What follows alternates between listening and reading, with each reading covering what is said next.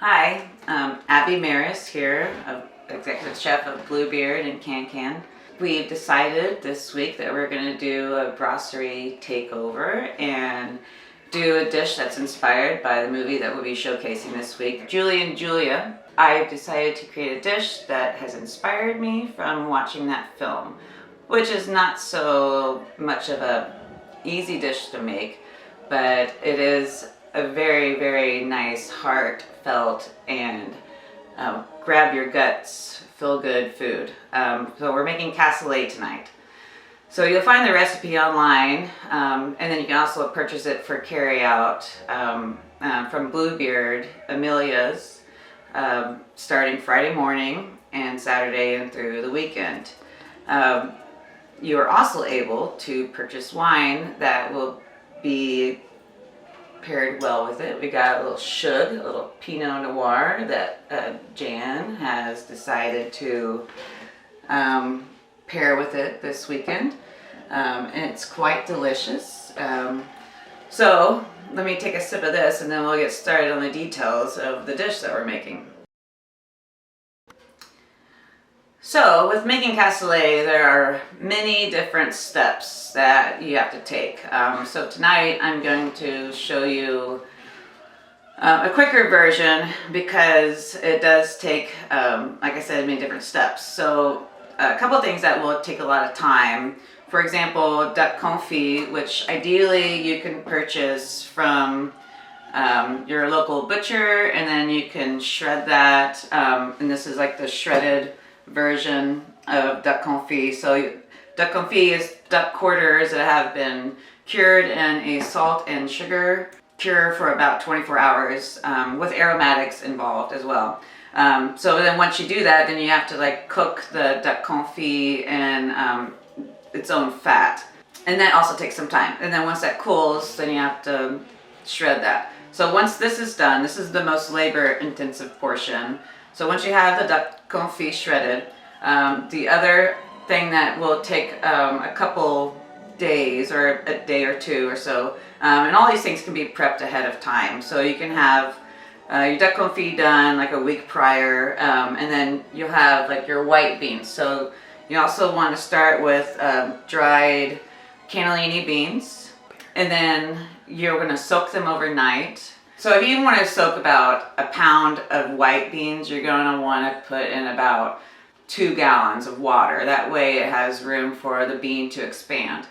And then once the beans are soaked overnight, then you're going to want to drain those beans and put them into another pot, a larger pot, and then add cold water, and then do aromatics with those, salt, black peppercorn. You can do sprigs of thyme wrapped with twine, bay leaves.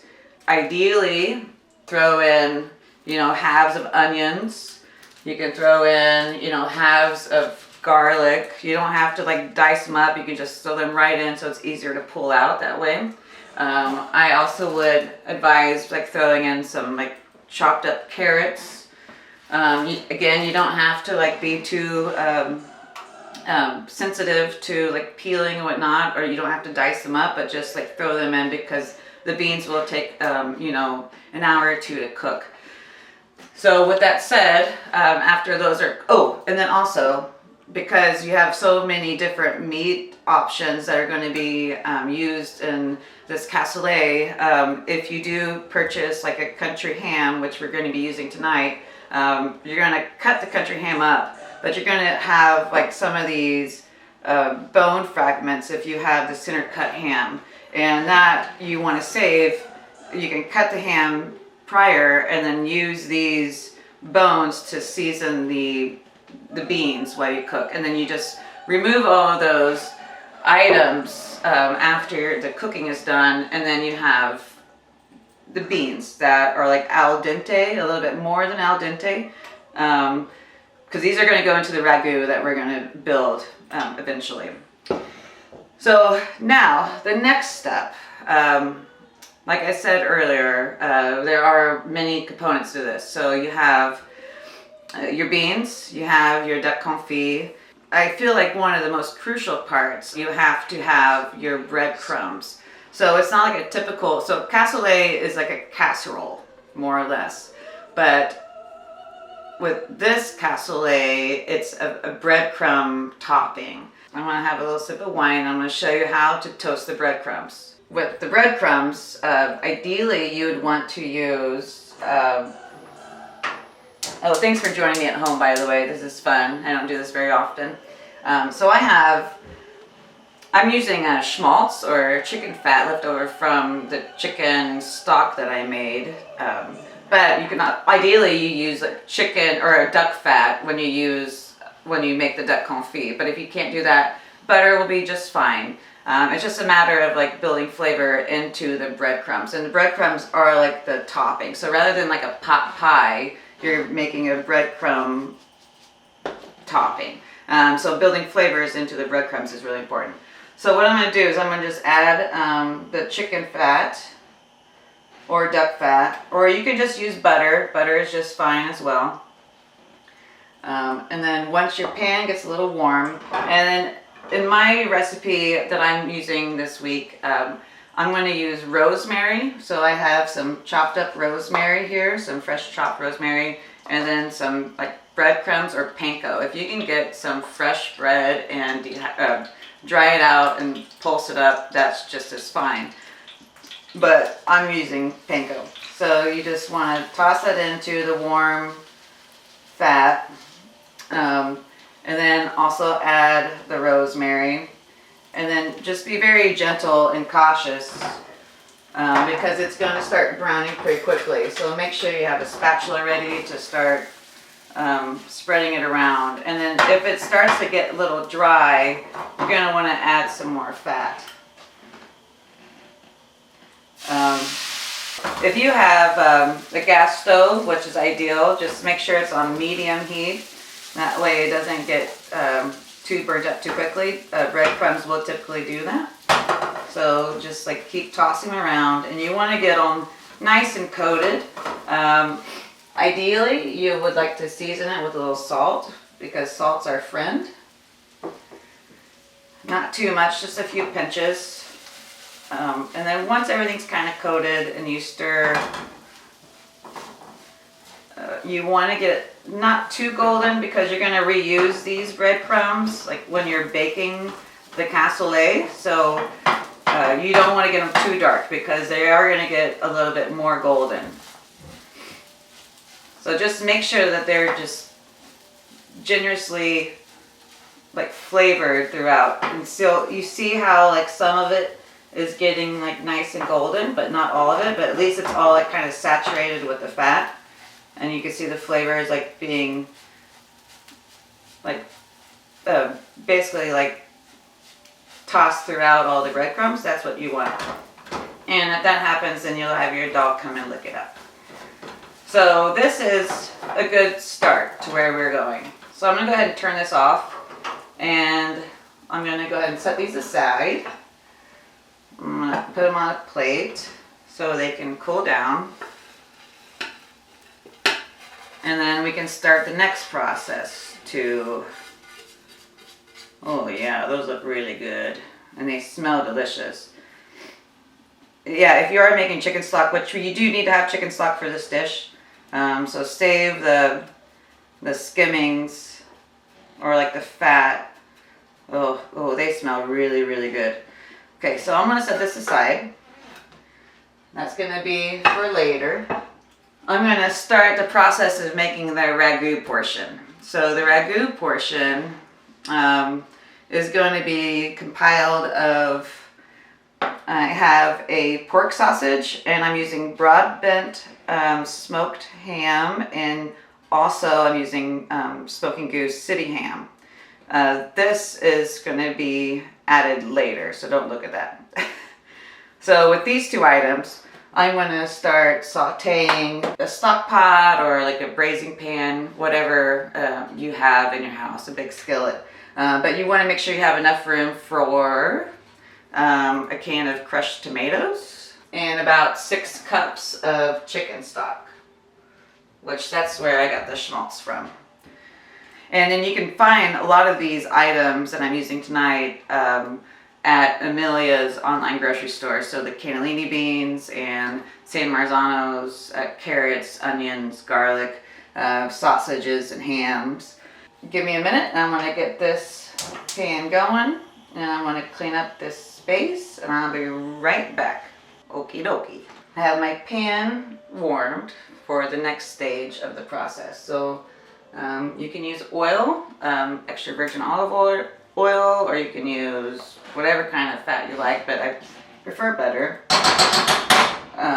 So at this point, what we're going to do is we're going to start getting some color on some of this sausage and ham. So like I said earlier, like the stages of this process are many stages. So I'm kind of doing a little shortcut version, which is not a bad thing. It's just a little labor intensive. But for the case, or for watching Julie and Julia, I feel like you need to have something that's a little heartfelt. Kind of like making risotto. You know, you make something with your heart. So making cassoulet, even though it's a casserole, it's very heartfelt. And I have a secret to tell you later, but I won't tell you that right now. I'll have to wait till the end of the video. So right now, in this pan, I'm searing the sausages and the ham, just to get a little color and a little fond on the bottom of the pan. Can you see that? Okay. Brian's my videographer for this evening, so good job. Cheers. So I would wait for that to like get a little fond. So fond is actually a good thing to talk about. So fond is what you do when you saute meat or vegetables in fat and let it kind of create some, it's not burning necessarily, but just kind of like getting some kind of grit onto your pan.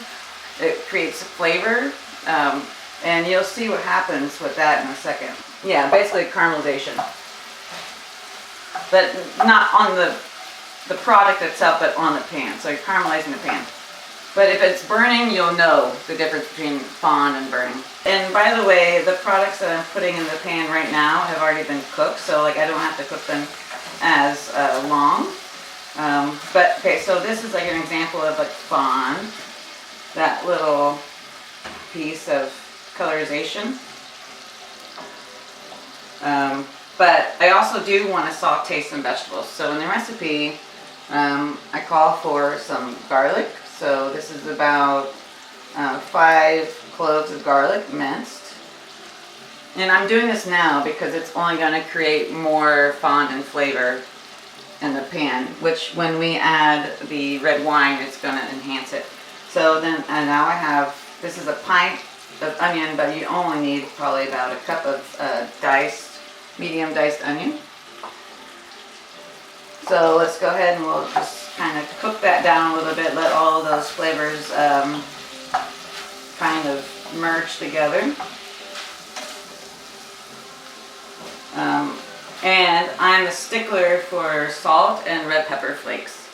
So I'm going to go ahead and add a layer of salt. So every time you add a layer of something, you want to layer it with salt. Obviously not too much. You want to be kind of snickety with it, you know, so just like a little bit of this, a little bit of that, because it just draws out the flavor of each ingredient. And then also red pepper flakes. So I'm going to add just a pinch of red pepper flake, and then adding the red pepper flake at this point is actually going to bring out more of the heat from the red pepper flake. It's going to toast it and going to cause it to be a little bit more aromatic. So we're going to saute that for a minute. While we're doing that, we can actually go back to the wine pairing that Jan suggested. So the Shug, it's Pinot Noir from California. Again, it's $14.99 a bottle when you purchase it from Amelia's online grocery store. Okay, so now I'm at a point where the onions are getting a little translucent. I'm going to go ahead and add some carrots. I have about a cup of carrots here that I'm adding. And I'm going to just briefly saute this. I'm going to turn the heat up on my pan a little bit because I'm not creating the fond that I want. So I'm going to turn it up to high. I was at medium just so I didn't burn anything. So we're going to give this about another minute or two to start seeing some caramelization. And if you feel like your pan is a little overwhelmed and if you feel like you're just sweating things, then you can potentially move into a larger pan, which we are going to do sooner than later.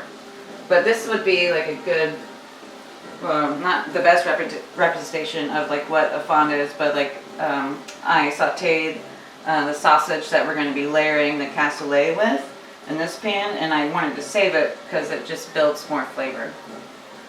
The other night I watched Julie and Julia, and I cried a little bit because it made me miss the restaurant industry, and we'll get back to something, but I really hope that everyone is enjoying like the things that we're trying to do today, and we really appreciate what everyone has been a part of, like your attendance and your, like, I'm going to cry again because I just get so overwhelmed with like how the response of the community has been. It's quite overwhelming, so thank you for your obvious patronage. Created some fond.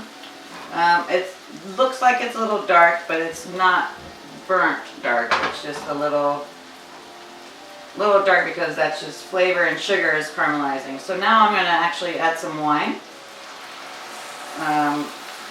about 1.5 cups or so, and I'm going to use this wine to kind of, red wine, to like loosen up the fond that's on the bottom of the pan, and that's just creating more flavor. And I'm going to actually spend about 5 to 6 minutes just kind of letting that kind of reduce and loosen up.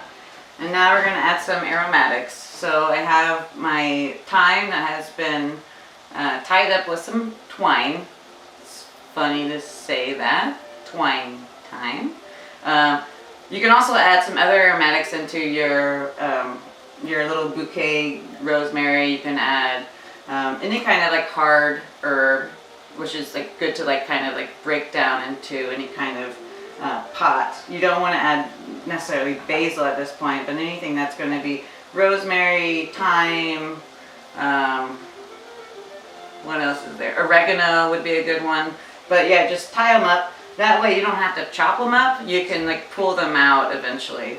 But this is just a good way to kind of fragrance your broth. Okay, so at this point the wine has reduced about by half. And you got to keep an eye on the temperature of your flame or your stovetop, because now the wine has reduced a lot.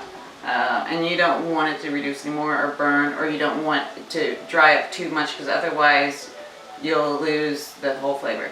So now I'm going to add a can of crushed tomatoes, and then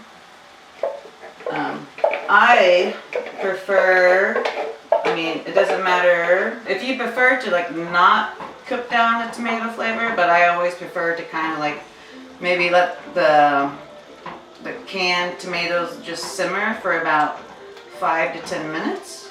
That way it kind of like cooks it out. But these are San Marzanos that you can purchase from Amelia's. But just give it a little boil time. It's kind of like when you add a cornstarch slurry or doing a roux to something. You want to cook out like that flavor that shouldn't be there. So canned tomatoes have like a flavor of the canned tomato. I mean, these are great tomatoes, canned, but it is also better to just kind of like just cook it for a little bit before you go further into the recipe. So now I have this can that we are going to use again because I don't like to waste anything. So I still have some remnants of the crushed tomato. So what I'm going to do is I'm going to put some of my chicken stock in here just to kind of wash it out. That way you don't waste. One of my dads taught me that trick. It's pretty good. You would never get rid of a ketchup bottle without putting water into it. Funny story. We're all humans. So anyways, so do that. This is boiled for about 2 minutes. I'm pretty confident. And it's looking nice and thick. So let's go ahead and just add the rest of the chicken stock.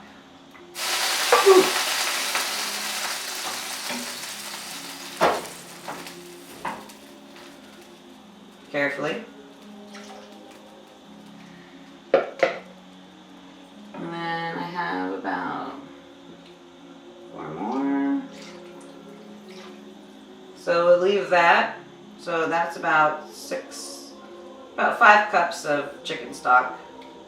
And then make sure when you stir it, you kind of scrape the bottom so you pick up any kind of remnants. Again, that is the fond. So just let that kind of go for a minute. So while I was away, I did have to switch the pans over for the next edition. So while I was letting this simmer, I realized that that's a great Pinot Noir. I wouldn't have room for the beans to be added. So I switched the pans over. So now I have another clean pan to build my cassoulet, and also have room for my ragu that I've been building over the time that we've been talking. And it has come to a nice hard simmer, but then I just reduced the temperature a little bit so it's a little bit not as bubbly, as you would say. But you don't want to reduce it too much because you need to save some of that liquid, because the liquid is what makes the cassoulet, because when you add the breadcrumbs, you have to you kind of have to baste the breadcrumbs. And I know that sounds strange, and I'll show you the technique that we'll use. So I have my cooked beans, and I've preserved some of the cooking liquid here, which we might need to use as well. So then I'm going to add some the beans, an appropriate amount. I'm going to stir it all together, and I'm going to just go all in with the beans. Again, preserving at least a cup or 2 cups of the cooking liquid from the beans, because the cooking liquid from the beans, when you added all the fragrances and the onions and the garlic, I mean, it's just going to be a more of a starchy development it just enhances the flavor a little bit more and more. So now that we have this kind of developed, we're going to set this aside, and then we're going to start doing the next step. I'm back, no big deal. So I'm just going to use the paper towel. So I coated the pan with a little bit of olive oil, and then a little tip is to take a half head of garlic, cut half, and then just kind of rub that around the sides of the pan that's coated in olive oil. And it's just who knows if it actually does anything, but it's just one more step to all the steps. But why not, right? When in Rome, what else are we gonna do? It smells great though. The whole house smells absolutely delicious. Now we start the layering process of the cassoulet. So at this point, we're going to toss in a third of the sausage, the Italian sausage that we made at Bluebeard. Layer that down in the pan.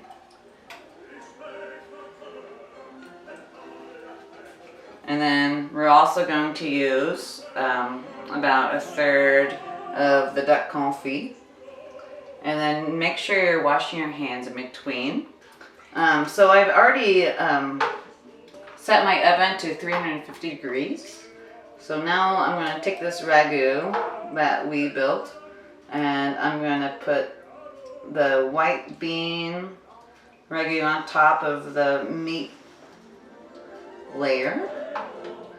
I know it sounds kind of like a silly thing to do, but apparently this is how you're supposed to do it.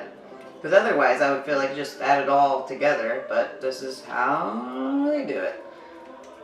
I prefer to leave the bay leaves in my stew or my soup or my casseroles because I feel like it's kind of a good luck charm. So you might as well leave them in there because whoever gets the bay leaf is having good luck for, I don't know, a year.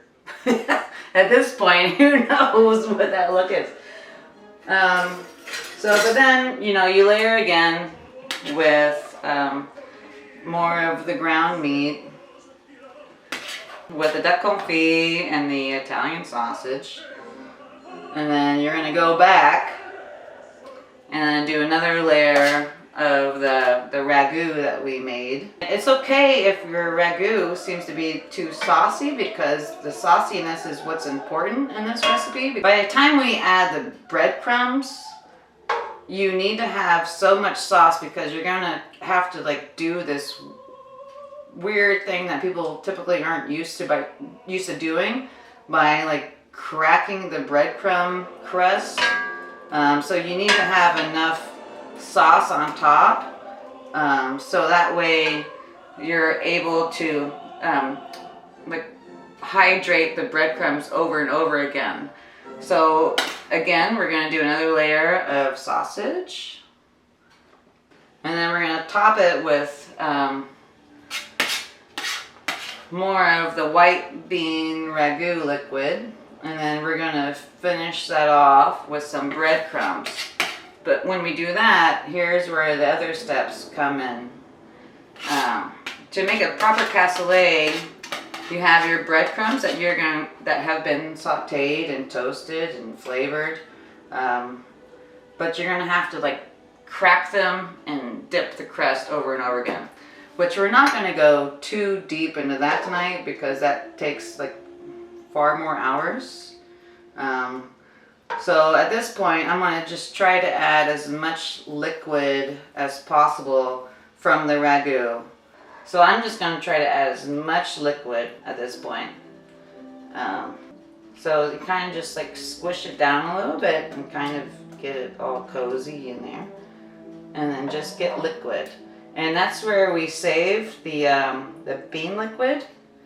Because if you ran out of liquid here in the ragu, this is where the bean liquid would come into play, right? So I saved some of this bean liquid, and then I'm just going to kind of drizzle this over the top.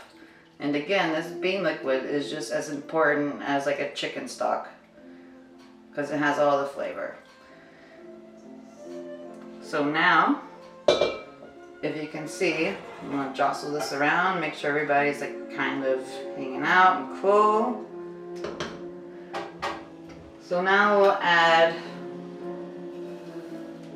like a third of our breadcrumbs. And if you have to make more breadcrumbs, then make more breadcrumbs. So you just kind of scatter them, place them around. And then we're going to bake this, and then it's going to get nice and golden brown. So because the breadcrumbs have all that fat on them, we're going to create like a really, really, really, really nice crust. And kind of get really crispy. But we want to build the crust by adding layers. So each time we pull it out after 25 minutes or so, then we break them down, and then we top it some more. And we kind of like, we're like basting the breadcrumbs, which is a really cool thing to think about because you're rehydrating bread and gluten to become like another pastry, more or less.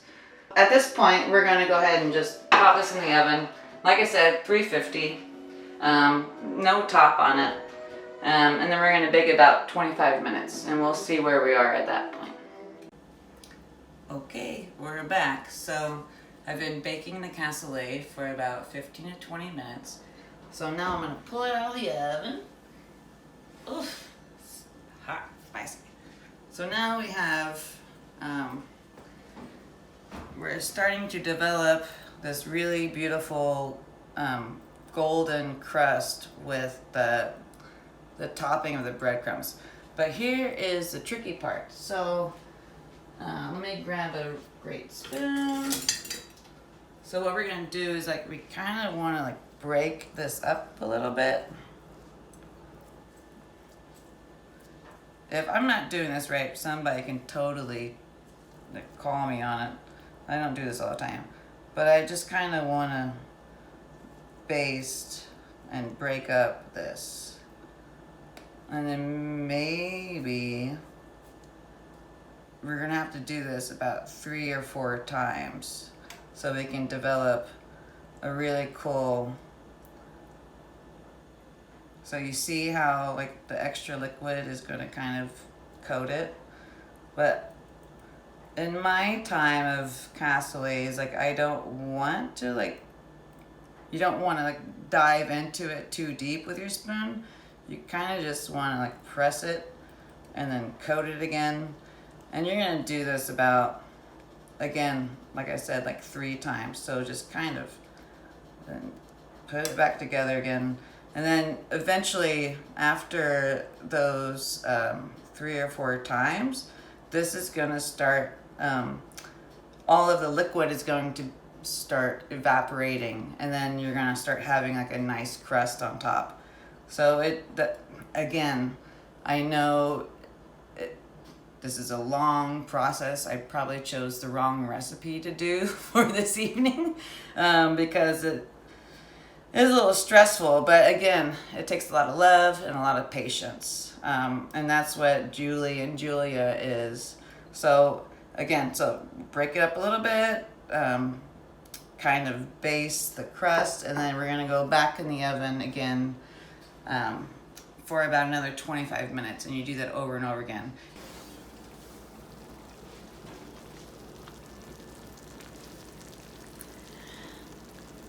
So after a couple of different bastings of the breadcrumbs, this is what ideally the final result will be. So I'm gonna go ahead and scoop out some of this piping hot cassoulet for my boyfriend. Ooh, that feels really good. Ooh. Ooh, piping. This smells amazing. So again, this is like one of the most like heartfelt casseroles, French-inspired dishes that you can make. My dog is going crazy. Tune in Friday night at 8 o'clock. Get your popcorn, get your cassoulet, get your Shug Pinot Noir through Amelia's online carryout. So thank you. I'll see you soon. And I want to see pictures of you at your at-home cinema on Instagram. Thank you. Love you. Bye.